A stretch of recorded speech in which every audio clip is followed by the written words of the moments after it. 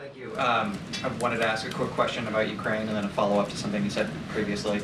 In an interview with The Economist, Ukraine's top commander acknowledged that his forces are locked in what he called a stalemate, and he went on to say that there's no chance that a significant breakthrough in the front there is imminent.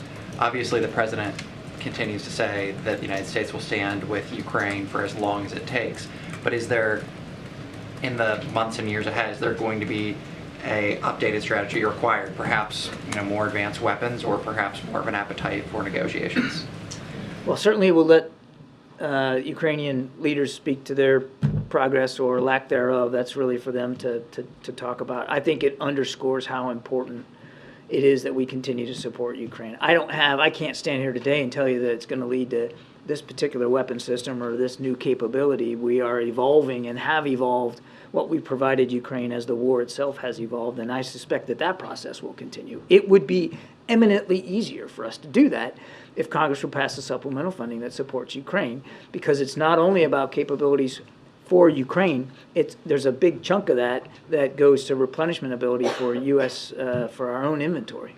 And then you said moments ago that the president would veto an Israel-only bill, but you also noted that each of those four categories, I believe they were Ukraine, Indo-Pacific, the border, and Israel, they were all critical, and that's the point of supplemental, that you do it as the need occurs. So can you kind of take us into the president's mindset here? Why not triage this, and as you have opportunities to meet those critical needs, why not take them as they come rather than wait and try and deal with them all at once?